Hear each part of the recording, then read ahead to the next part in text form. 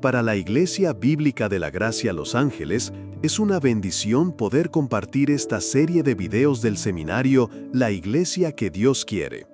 En esta ocasión, el pastor Marcos Peña de la Iglesia Bíblica del Señor Jesucristo de República Dominicana nos compartirá sobre el tema Dios quiere una iglesia que sepa tratar con las ofensas y el pecado. Esperamos que este mensaje sea de edificación para tu vida. Las exposiciones acerca de la iglesia que Dios quiere. En este momento vamos a decir que la iglesia que Dios quiere es una iglesia que maneja sus pecados de manera correcta.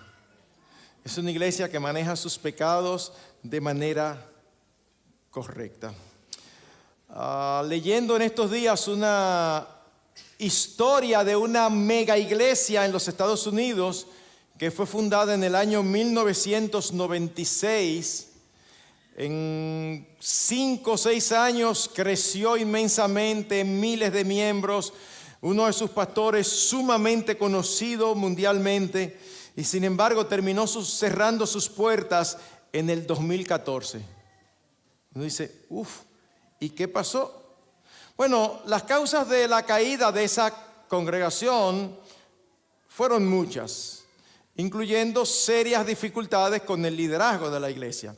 Pero leyendo de una crónica de lo que sucedió, se decía que uno de sus grandes problemas fue el desarrollo de una cultura del silencio, que no fomentaba un ambiente de corrección y confrontación amorosa. Y también decía esa crónica que la falta de amonestación y el no abordar los problemas de conducta y comunicación existentes terminaron deteriorando la confianza y la unidad. Y hermanos, este tipo de situaciones nos recuerda que una iglesia saludable depende de relaciones abiertas y honestas, donde todos, absolutamente todos, estemos dispuestos siempre a hablar la verdad en amor. Eso es señal de una iglesia madura, que estamos dispuestos a hablar la verdad en amor. Como hemos dicho antes, el Nuevo Testamento usa diferentes metáforas o comparaciones para referirse a una iglesia funcionando.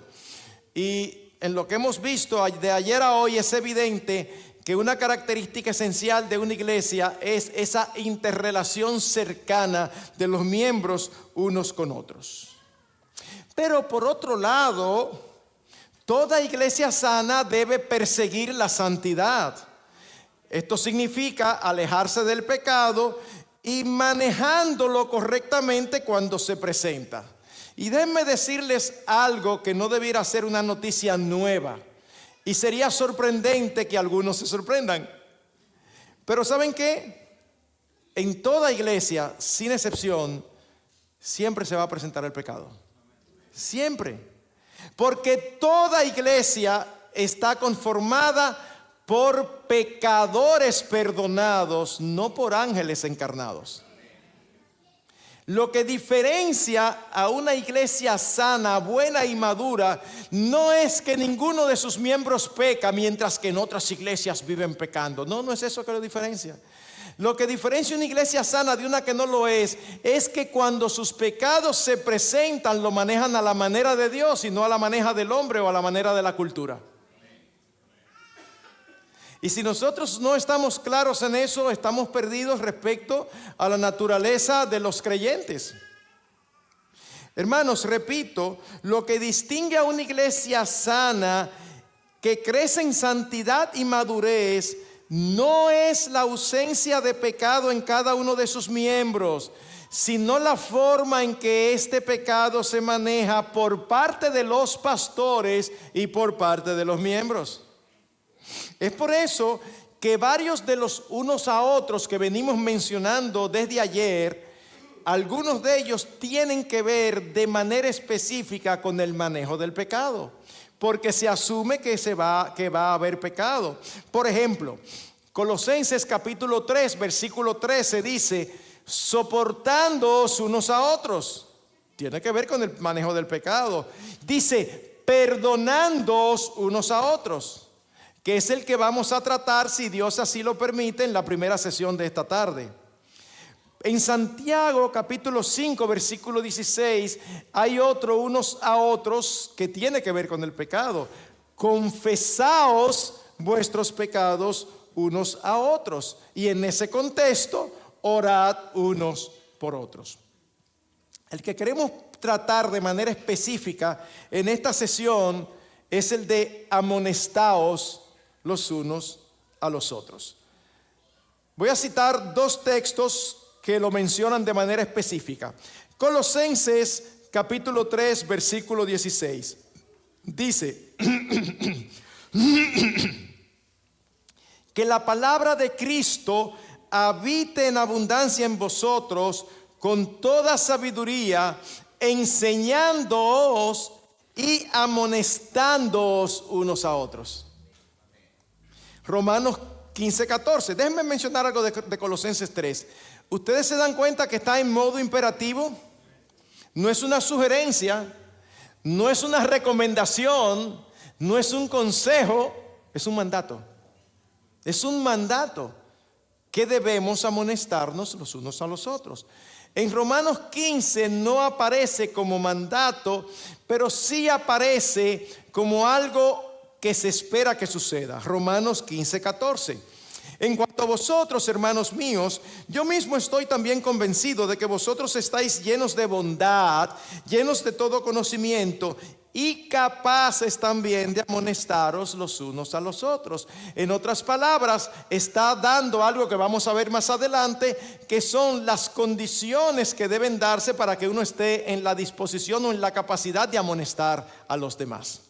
Así que, habiendo hecho esta introducción, permítame manejar el resto del tiempo en base a preguntas importantes que van a dirigir el tono y hacia dónde nos dirigimos. Primera pregunta y lógica: ¿qué significa amonestarse los unos a los otros? Eso es lo primero que debemos definir. En la Escritura, en el Nuevo Testamento, se usan palabras diferentes que se traducen como amonestación, consejo, corrección, reprensión o instrucción. Y eso implica que todas estas ideas están incluidas. Ahora, hay una que se usa de manera particular, que se traduce literalmente amonestación y que significa literalmente poner en la mente. En el contexto cristiano significa poner en la mente de alguien la palabra de Dios. Dicho de otra manera, el propósito de la amonestación es ayudar al otro a pensar y actuar diferente a como lo está haciendo, para que siga más bien los principios de Dios y no los dictados de su naturaleza pecaminosa. Amonestar entonces es advertir o reprender con el propósito de corregir el pecado o el error de alguien. No estamos minimizando el pecado llamándole error. Lo que queremos decir es que a veces hay errores que se cometen que no podemos llamarlo pecado, pero que son dignos de amonestar porque son peligrosos. En ese sentido, la amonestación no es solo una crítica, sino también una guía, una exhortación para la modificación de la actitud y o de la conducta hacia la manera del Señor revelada en la Escritura. Es decir, la acción de amonestar implica que hay algún problema o distorsión y que hay necesidad de un cambio en la persona que es confrontada. Y la amonestación, aunque en la mayoría de los casos es correctiva, la amonestación también puede ser preventiva. Nosotros tenemos un ejemplo en Proverbios, por ejemplo, capítulo 1, versículo 10 al 15, donde un padre está amonestando o advirtiendo a su hijo del tener cuidado con las malas compañías. O más adelante en Proverbios capítulo 7, donde un padre alerta al hijo para que se cuide de la mujer seductora. Mijo, mira, oye, ten mucho cuidado. Muy bonita, los ojitos, muy coqueta, pero es una trampa. Cuídate. Es una amonestación preventiva. No ha pasado nada todavía, pero se está amonestando para que se advierta que hay peligro y que se aleje de ella. Habiendo definido, espero que todos entendamos, ¿verdad?, lo que es la amonestación, la siguiente pregunta es: ¿cuándo hacerlo? ¿Cuándo estamos llamados a amonestar a otro hermano? Al menos en dos circunstancias. Primero, cuando hemos sido testigos en la providencia de Dios del pecado de otros. Y es importante esta palabra en la providencia de Dios, porque ¿saben qué? A veces, precisamente en la providencia de Dios, tú ves un pecado de un hermano que tú quisieras darle alto a la acción y echar para atrás toda la evidencia para tú irte de ahí y no ser testigo. Porque desde el momento que tú viste, el responsable de tratar eso eres tú.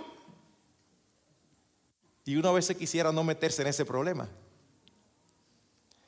Cuando vemos a un hermano pecando claramente, ese es el momento de amonestar. Oigan lo que dice Gálatas, capítulo 6, versículo 1. Hermanos, aun si alguno es sorprendido en alguna falta, vosotros que sois espirituales, restauradlo en un espíritu de mansedumbre, mirándote a ti mismo, no sea que tú también seas tentado. La palabra falta aquí se refiere a una desviación de la senda de verdad y justicia, una desviación que puede ser grave o ligera. Pero en nuestro texto el énfasis no es la naturaleza de la falta, sino la responsabilidad de los hermanos de restaurar al que ha fallado. ¿Qué se restaura? Aquello que ha sido dañado. Y esto es imposible hacerlo sin acercarse a hablar con la persona. No acercándose a hablar con otro. No, acercándose a hablar con la persona que ha pecado. En ese sentido, la amonestación bíblica es positiva, no negativa. ¿Por qué? Porque el propósito de la amonestación es buscar el beneficio del amonestado. ¿Qué dice Gálatas? Tú fuiste testigo, lo sorprendiste en alguna falta, restáuralo. Ayúdalo a volver a la condición anterior en la que estaba de integridad y pureza.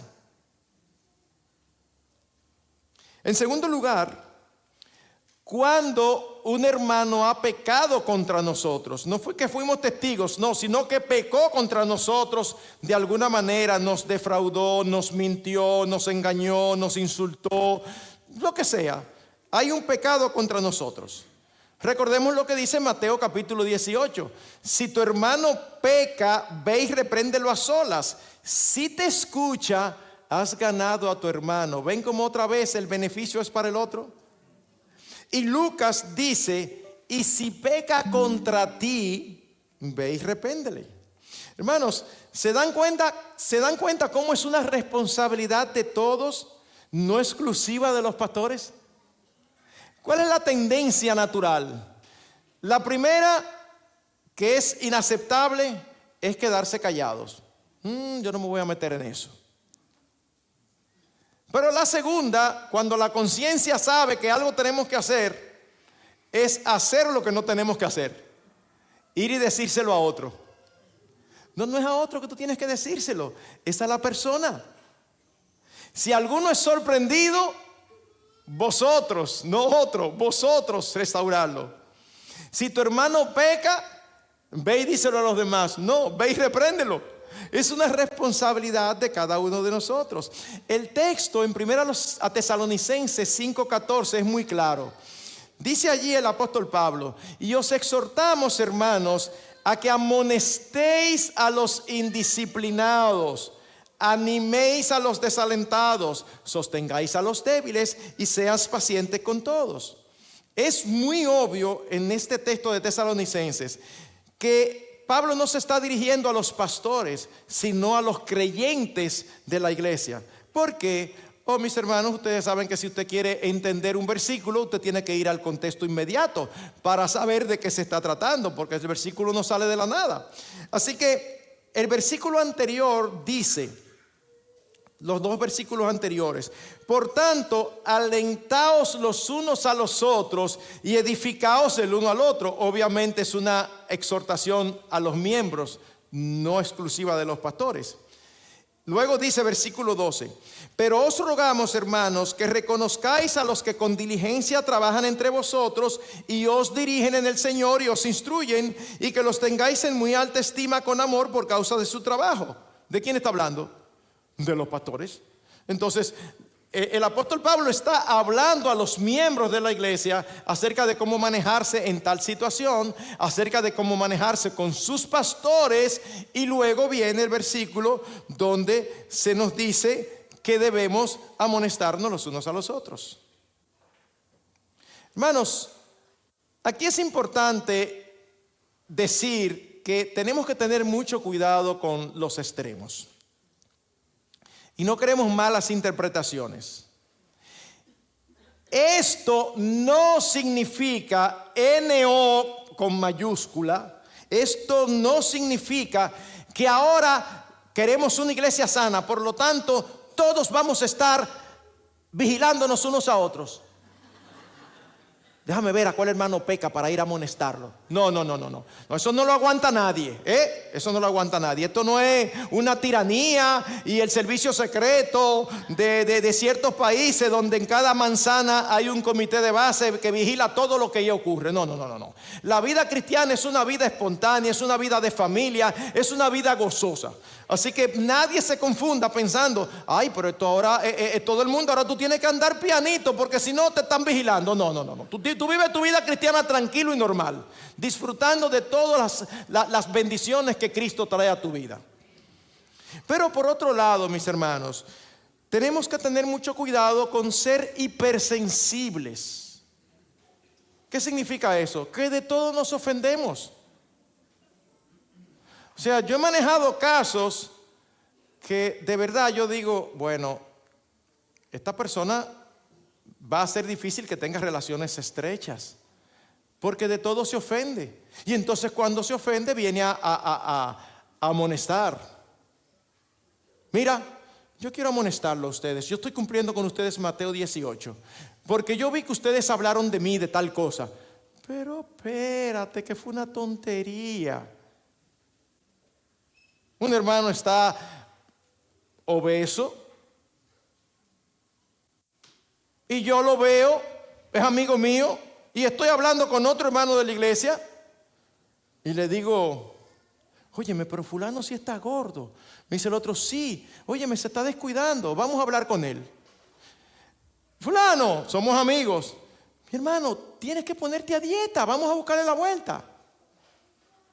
Espérate un minutico. Ustedes los dos vinieron juntos. Ustedes estaban hablando de mi gordura, ustedes los dos juntos. Bueno, sí, pero ustedes están pecando contra mí, porque ustedes están murmurando y chismeando. Ay, mi recomendación: pídenle perdón y huyan. Sí, porque una gente así no hay forma. Todavía no he estudiado soportando. Quizá cuando estudie soportando cambie de opinión. Pero lo que quiero enfatizar en este momento es, la idea no es que nosotros seamos hipersensibles. Mateo 18. Pero espérate, o sea, tranquilo, trata los asuntos de una manera natural. ¿No te gustó? Dice, no, está bien, mi hermano, acepto su consejo, pero la verdad que a mí no me gusta que me esté mencionando que estoy gordo. Ah, no, perdón, excúsame. Ya, tranquilo, no hay problema. Eres muy sensible, muy delicado, pero está bien ya, no ha pasado nada. Ahora, lo que sí significa es que no debemos ser indiferentes cuando somos testigos del pecado de los hermanos. Eso es lo que significa todo lo que hemos estado diciendo hasta aquí. Y si yo no estoy seguro que es pecado, pero sí que es algo obviamente imprudente, insensato o peligroso. Por ejemplo, vemos a alguien que está tan ofuscado por sostener su hogar, que está trabajando desmedidamente o anhela, tiene metas de cierto nivel económico y está trabajando desmedidamente y está descuidando a su familia. Bueno, eso es digno de acercarse y decirle: mi hermano, ten cuidado. O usted ve en la iglesia a ciertos hermanos que son sumamente simples. ¿Qué dice la Biblia del simple? El avisado ve el mal y se esconde, mas los simples pasan y llevan el daño. Y usted ve a hermanos con hijos que tienen 11 y 12 años y ya los hijos, ellos les regalaron un celular con data inteligente. Y ellos no ven nada de malo en eso.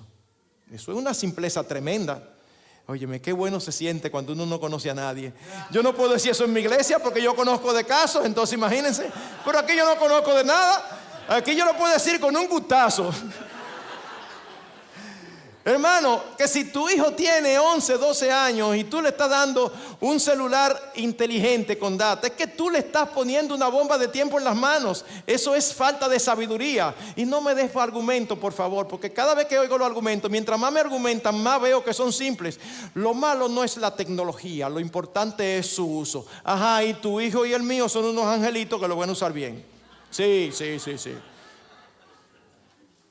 Bueno, es una amonestación no por un pecado, pero es una amonestación por una simpleza que es una imprudencia, que es un peligro.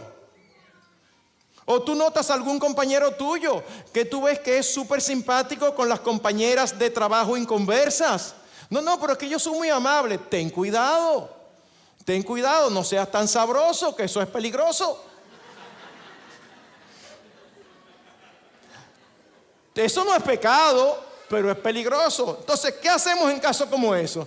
Bueno, mis hermanos, como la amonestación busca el bienestar del amonestado, también puede incluir amonestación de errores, imprudencias. Pero ¿saben qué? El hacerlo va a depender mucho del nivel de la relación. Yo, honestamente, y olvídense que yo soy pastor. Si en mi iglesia, como un hermano cualquiera, yo veo a alguien con un uso inadecuado de un celular con sus hijos, yo difícilmente me acerque si no es alguien cercano.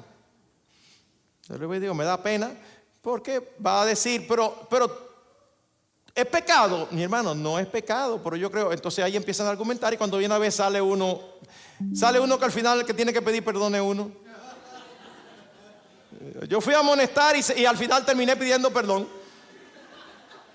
Entonces esos casos uno los deja para personas que tienen cierta cercanía, porque la cercanía práctica en la relación no solamente nos da derecho, sino que nos causa mayor responsabilidad de tratar ese tipo de situaciones. Habiendo dicho eso, la tercera pregunta que tenemos es ¿cómo hacerlo? ¿Cómo se amonesta? Bueno, lo primero, y es indispensable partir de ahí, esa es la zapata, ese es el fundamento sobre el cual debe de edificarse. Lo primero es hacerlo por amor y con amor. En otras palabras, el amor es el motivo y la manera.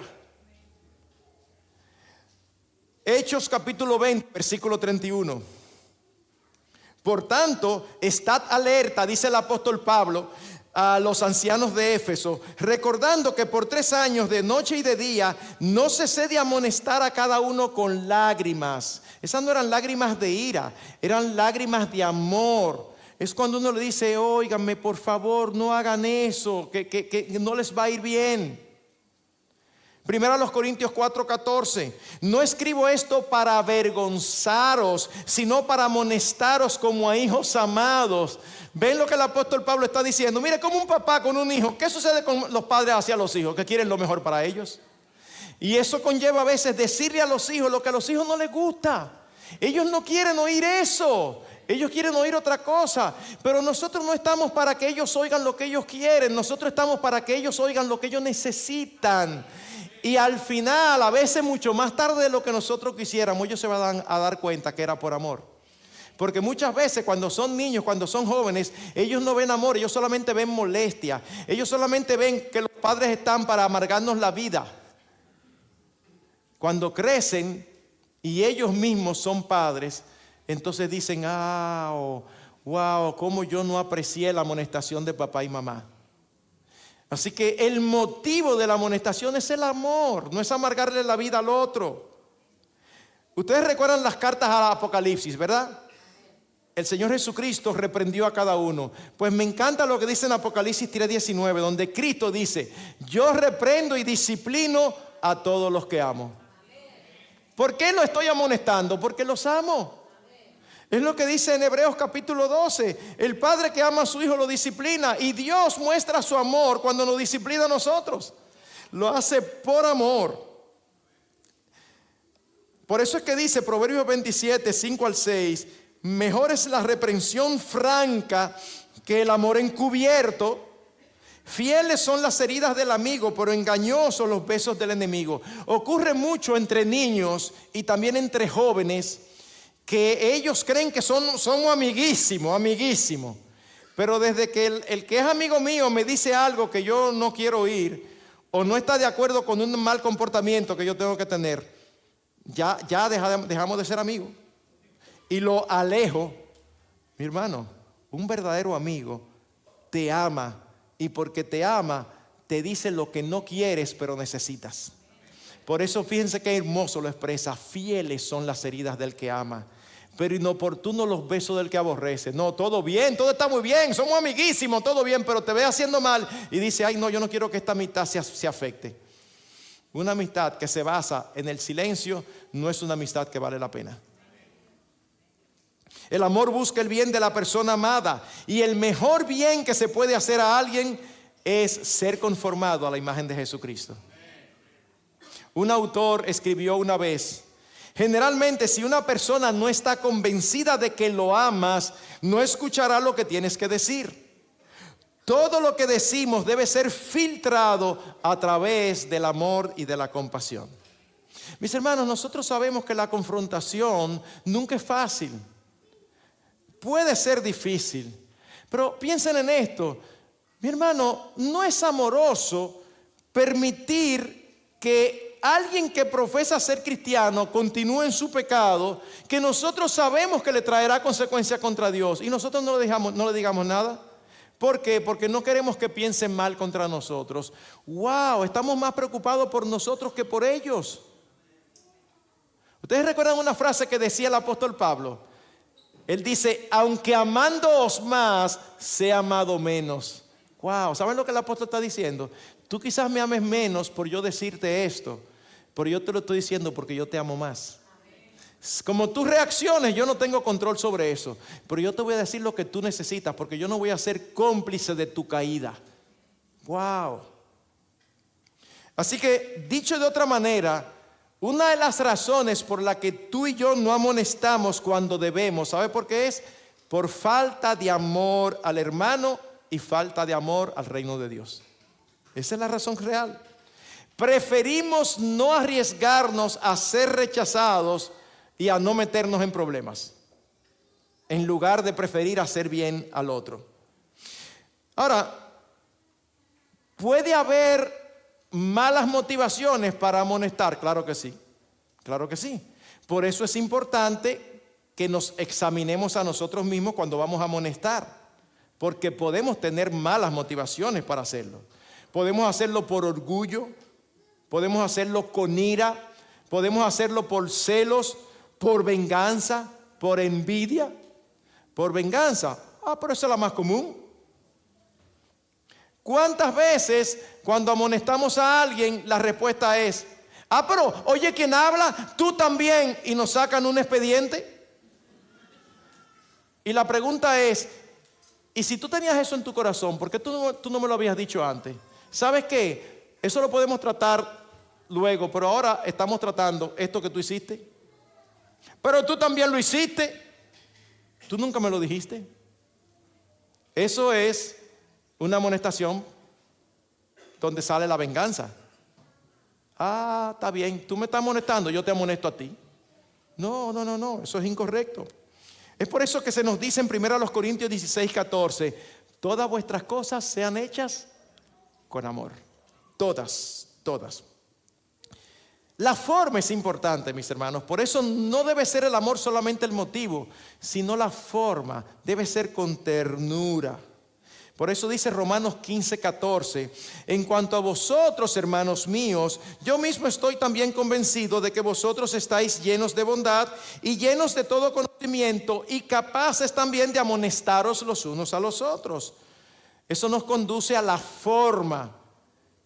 Debemos amonestar por amor y con amor, pero debemos amonestar con mansedumbre y paciencia. Con mansedumbre y paciencia. Miren lo que dice Gálatas 6:1.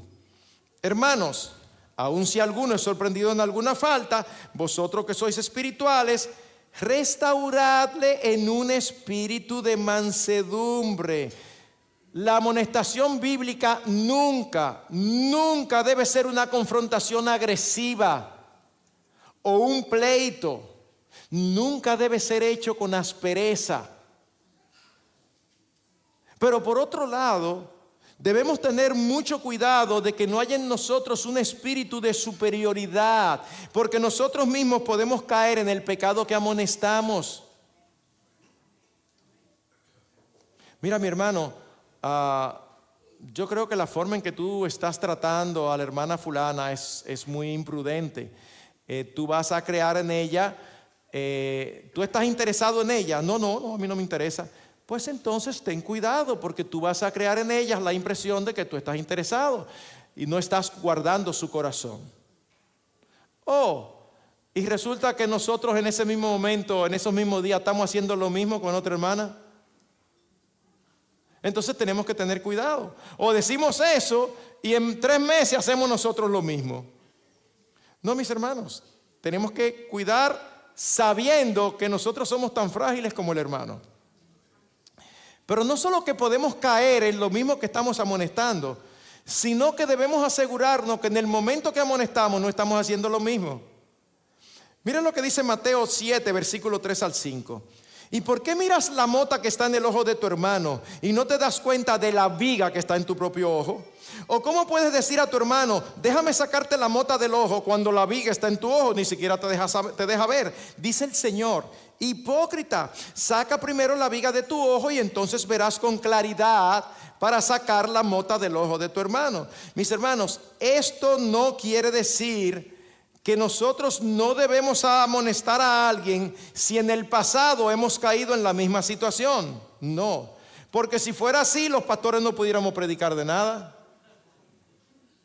No pudiéramos predicar de las miradas inadecuadas. ¿Y hay algún pastor que no haya tenido alguna vez una mirada inadecuada?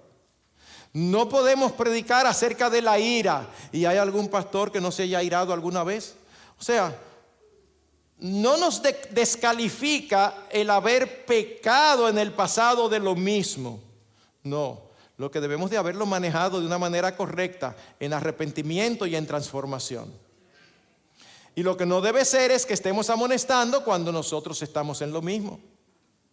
Bueno, yo te vi saliendo de la casa de esta mujer de la ciudad, que nosotros sabemos que es de mala reputación.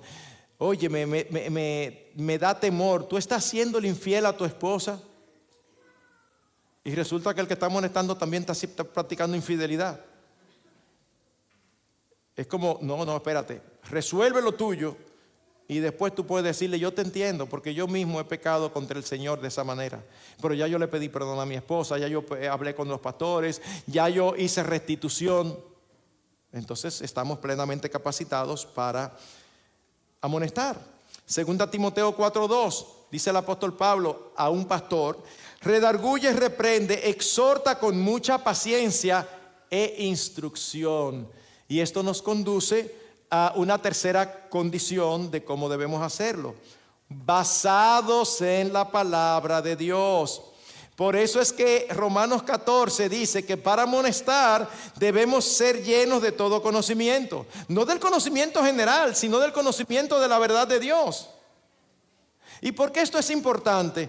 Bueno, hermanos, porque a veces hay hermanos que amonestan a otro porque no está cumpliendo las tradiciones culturales de su congregación, pero que no necesariamente son pecados. Y nosotros sabemos que los católicos romanos tienen muchísimas tradiciones. Pero ¿saben qué? Nosotros los evangélicos tenemos muchísimas tradiciones. Muchísimas. Voy a poner este ejemplo a riesgo de que algunos piensen mal de mí. Pero yo a veces veo a hermanas o hermanos que ellos usan su aretico, ¿verdad? Y nosotros no tenemos problema con eso.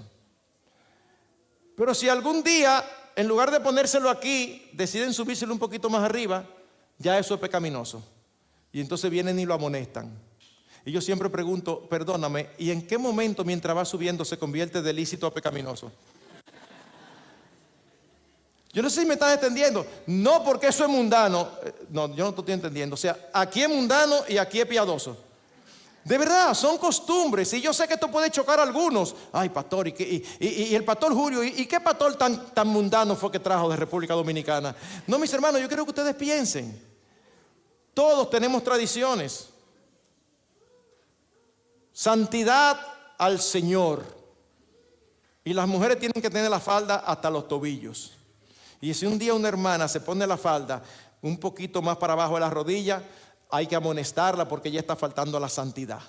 Pero ¿de dónde tú sacas eso en las escrituras? En las escrituras. Y entonces vienes a amonestar. Tú estás amonestando sin razón para amonestar. Porque ni se ha pecado, ni se ha hecho nada que es peligroso. Por eso debemos tener un conocimiento correcto. Y por eso dice Colosenses 3:16, antes de decir amonestados unos a otros, que dice que la palabra de Cristo more en abundancia en vosotros. Eso es lo más importante, esa es la base. Debemos conocer la palabra de Dios para luego amonestar correctamente. Pero hay un cuarto elemento que debemos tener en cuenta en el cómo. La amonestación debe ser hecha privadamente. Privadamente. No públicamente. Mateo 18:15 dice: y si tu hermano peca, ve y repréndelo a solas. A solas. Mateo 18 va más allá del pastor que busca a la oveja descarriada, que es el contexto inmediatamente anterior. Va a poner responsabilidad en todo aquel que la vea y que debe involucrarse. El texto no dice, lo puede leer muchas veces, todas las veces que usted quiera. El texto no dice: si tu hermano peca, ve y cuéntaselo al pastor. No dice eso. Y mucho menos ve y cuéntaselo a otros hermanos. Y claro que cuando nosotros se lo contamos a otros hermanos, estamos chismeando. Pero como nosotros somos capaces de espiritualizar aún el pecado, después que chismeamos, agregamos: claro, yo no es por nada, yo te lo digo para que oremos por él. Sí, pero ya tú dijiste lo que no debía. No, pero es para que oremos. No. No des información negativa de nadie sin necesidad. No, eso no es correcto. Pastor, pero es que la situación es tan compleja que yo no sé cómo manejarme. Bueno, tú puedes buscar consejo con tu pastor, pero tú sabes que tú no tienes que dar nombre. Pastor, tengo por delante esta situación con un hermano. Vi esto, pero si yo lo amonesto se me va a armar un problema con la esposa, o esto, aquello, y el hermano está que no sabe, dice: ay, ¿en qué problema yo estoy metido? Sin nombre. Y el pastor te va a decir: mira, haz esto primero, haz esto después. Te va a dar directrices y tú no estás exponiendo a nadie porque tú no estás dando nombre. Nos pasa, y de hecho lo que motivó que yo predicara esto en la iglesia es que últimamente había estado sucediendo bastante. Que hermanos se acercan a nosotros preocupados por la conducta de alguien. Y la primera pregunta que nosotros hacemos cuando los hermanos vienen, la primera pregunta, ¿usted sabe cuál es? ¿Ya tú hablaste con él? ¿O ya tú hablaste con ella? No, pastor, porque lo que pasa, muchísimas explicaciones. No me des explicaciones. Lo primero tienes que hablar con la persona. Y si no has hablado con la persona, no venga y me lo digas. Pastor, es que la verdad es que a mí no me gusta meterme en la vida de nadie. A mí no me gusta meterme en la vida de los demás. Ajá. ¿Y a quién aquí le gusta? No me levante la mano, por favor. Porque hay gente que parece que le gusta, pero no es la generalidad. No es la generalidad. La generalidad no nos gusta meternos en la vida de los demás. Pero ¿saben qué? El cristianismo verdadero no se trata de lo que a ti y a mí nos gusta. El cristianismo verdadero se trata de una vida de interrelación y dependencia con los demás. Pastor, es que usted sabe que el hermano es muy enredado. Y sí, en todas las iglesias hay hermanos enredados. Parece que el Señor los manda para probar la paciencia de los demás. Pero siempre, en toda iglesia, nunca faltan hermanos que son complicadísimos. Y si ese es el caso, bueno, el Señor lo sabe que ese hermano es así. Pero mira, el Señor en su soberana providencia permitió que fuiste tú el que lo viera. Así que eso significa que, ¿sabes qué? Que eres tú que tienes que ir a tratar la situación. La forma bíblica de tratar con el pecado siempre inicia hablando con el pecador, no chismeando contra él. Siempre inicia hablando con el pecador, no chismeando contra él. Hay 3 filtros que tenía el filósofo Sócrates. Se dice que en una ocasión alguien vino muy entusiasmado a contarle algo. Oh, Sócrates, mira, déjame contarte algo acerca de fulano. Y Sócrates le dice, espérate. Déjame hacerte una pregunta. Lo que tú me vas a decir de fulano, ¿es verdad? Me dice, bueno, yo no sé, a mí me lo contaron. Bueno, está bien. ¿Es bondadoso? No, la verdad que no es bueno. ¿Y es útil? ¿Me es útil? Me dice, mira, la verdad que no lo sé. Entonces, tú no sabes si es verdadero, si es bondadoso, si es útil, ¿y tú me lo quieres decir? No me digas nada. Pregúntate, ¿por qué tú quieres contar algo malo de otro? No cumple ninguno de esos 3 requisitos. No lo cuentes. No lo cuentes. Porque la murmuración es un pecado contra Dios. ¿Ustedes recuerdan cuando María y Aarón murmuraron contra Moisés por la mujer que él tomó? Miren, María y Aarón tenían todo el derecho de no gustarle esa mujer. Ese no es el problema. El problema fue que ellos murmuraron. Porque a fin de cuentas, no es a ellos que tiene que gustarle, es a Moisés. ¿Qué quiero decir con eso? Mis hermanos, no es pecado que tú no pienses 100% igualito que tu pastor. Hay iglesias donde es un pecado grave no estar de acuerdo con el pastor. Una iglesia sana no es así. No es así. No somos semidioses. Somos seres humanos pecadores igual que tú, creyentes en proceso de reconstrucción, tratando de ser cada vez más santos y vivir una vida que agrade al Señor. Lo que tú no debes es murmurar. Tú puedes estar en desacuerdo, eso es una cosa, pero otra muy diferente. ¿Tú viste lo que el pastor predicó? Él se ha cogido ahora con decir tal cosa. Yo creo que, y por ahí te vas. No. ¿Tú tienes alguna preocupación con el pastor? Sí, yo la tengo. Entonces ve y habla con el pastor. Y pastores, si vienen a hablar con ustedes, no se ofendan porque no están de acuerdo. Eso a veces sucede en la casa con los padres. Los hijos crecen, se hacen adultos. Los padres se acercan a dar un consejo porque ven algo. Y los hijos no lo siguen y los padres se ofenden. No le doy un consejo más. ¿Pero por qué? Porque no lo siguió. Bueno, pero ¿es un consejo? Sí, pues no es un mandato, no tiene por qué seguirlo. Síguelo dando. Ahora, el día que te digan, no me esté aconsejando, pues tú lo dejas. Última pregunta. ¿Y qué acerca del que es amonestado? Porque hay 2 caras de una misma moneda. Hemos visto todo lo relacionado al que amonesta. Pero ¿y qué del que es amonestado? Bueno, mis hermanos, lo que impide los beneficios de la amonestación al amonestado, ¿qué es? El orgullo. El orgullo. Es como, ¿y por qué tú me dices eso a mí? Recordemos que el propósito de la amonestación es hacer bien al amonestado y a nadie le causa placer porque es algo que aplasta el ego, es algo que nos humilla. Pero mis hermanos, por favor, debemos estar más preocupados por nuestra salud espiritual que por nuestra reputación. Y yo lo voy a decir otra vez. No porque yo tenga Alzheimer, sino porque la repetición es la madre de la enseñanza. Y creo que es fundamental entenderlo. Debemos estar más preocupados por nuestra salud espiritual que por nuestra reputación. A nadie le gusta ser amonestado. Yo nunca he oído a un hermano que diga, wow, mira, me dieron una amonestada más buena. Yo nunca he oído eso. No, deliciosa no es. No, pero sí muy provechosa, porque nos libra del mal. Además, la humillación es un camino que Dios usa para enseñarnos y acercarnos a Él. Miren lo que dice el salmista en el Salmo 119, 71. Y lo voy a citar en Reina Valera. Bueno me es haber sido humillado para que aprenda tus estatutos. Wow, ¿el beneficio de quién es? Gloria a Dios que me humillaron. ¿Por qué? Porque eso me llevó a aprender tus estatutos. Yo estaba de terco en otra cosa. Salmo 51, 17. Al corazón contrito y humillado no despreciarás tú, oh Dios. Proverbios 12:1. El que ama la instrucción ama el conocimiento, pero el que odia la reprensión es torpe.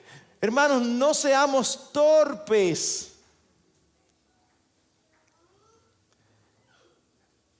Pero en segundo lugar, el amonestado no solamente debe de aceptar la amonestación con humildad, sino también con gratitud. Ajá, pastor, ¿cómo que con gratitud? Claro, mi hermano.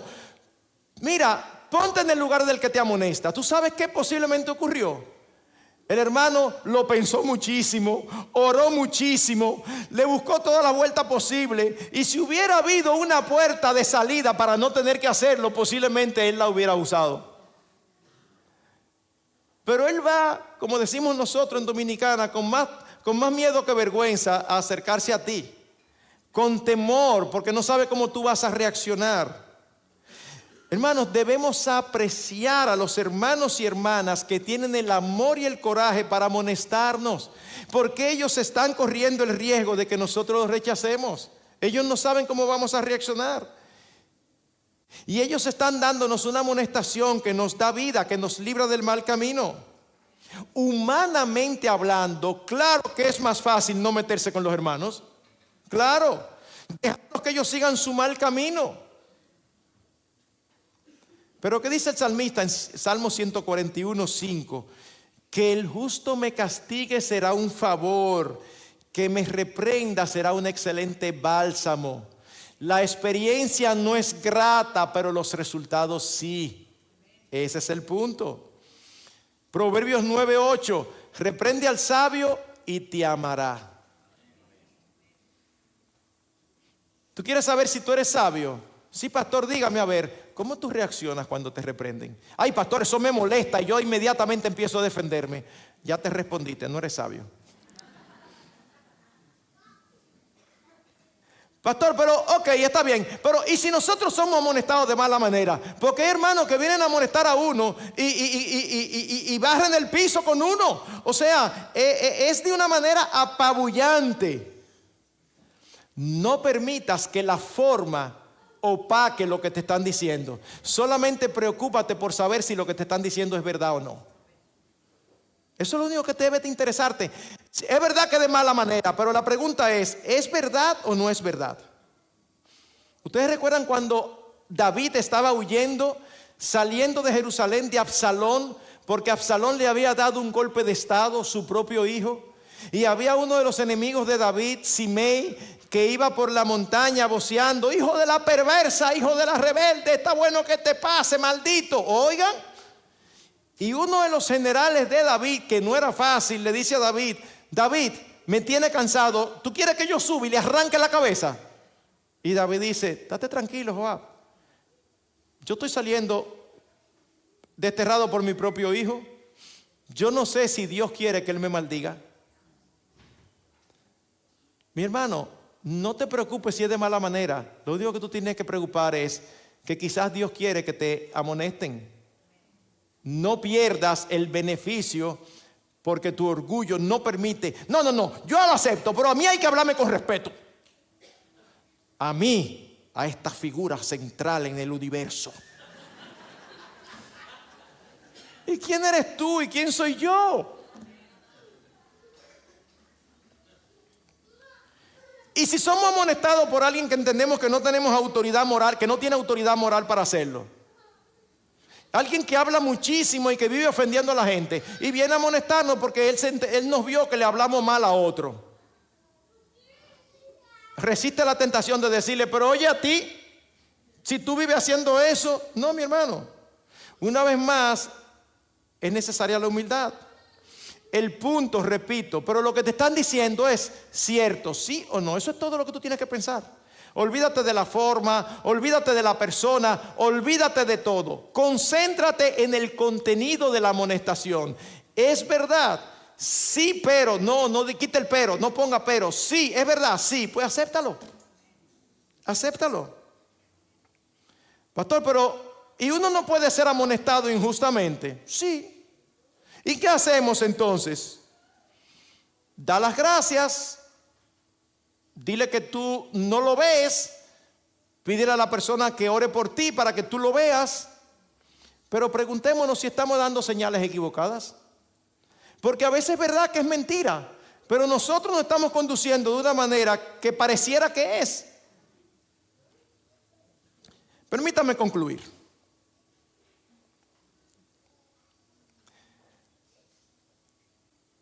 Mis hermanos, cada uno de nosotros debe procurar el bien de los demás, aunque nos cueste. ¿Ustedes recuerdan la tonta pregunta que hizo Caín a Dios cuando Dios, con toda la razón del mundo, le preguntó, ¿y dónde está tu hermano Abel? ¿Él lo había matado? Y oigan la pregunta genial que se le ocurrió a él decir, Señor, pero ¿y yo soy guarda de mi hermano? Mira, si Dios nos hace esa pregunta, ¿sabe cuál es la respuesta correcta de todo lo que hemos dicho? Sí, nosotros todos somos guarda de nuestros hermanos. Eso es lo que Dios espera. Repito, una iglesia local es una comunidad de pecadores perdonados en una relación de interdependencia. Y aunque la amonestación no es la única respuesta al pecado de los demás, es una que contribuye a la unidad y a la santidad de la iglesia. Al final de todo, la verdadera y única respuesta al pecado de los demás, ¿saben cuál es? Es el Evangelio. Es la obra de Cristo a nuestro favor. Eso es todo lo que el pecador necesita. Y eso es lo que nos va a permitir a nosotros amonestar piadosamente. Cuando quitamos la vista de nosotros y la ponemos siempre en Cristo, en su gloria y en su reino, vamos a hacer lo que tenemos que hacer. Sea que implique que nosotros amonestemos, o sea que implique que nos amonestan y nosotros respondemos de una manera humilde y que da gloria a Dios. Como dijimos, la amonestación no es la única forma de tratar el pecado en medio de la iglesia, pero es una muy importante. Si el Señor lo permite, después del almuerzo nosotros vamos a tratar otra manera que la Biblia nos dice de tratar el pecado, y es una que no nos gusta: perdonándoos unos a otros. Yo no sé cada uno aquí cómo respondería si te preguntan, ¿qué tú prefieres, amonestar o perdonar? No se rompan la cabeza, no hay que elegir, tenemos que hacer las dos. Tenemos que hacer las dos. Así que si el Señor lo permite, después del almuerzo estaremos aquí de nuevo viendo que la iglesia que Dios quiere es una iglesia que está dispuesta a perdonarse los unos a los otros.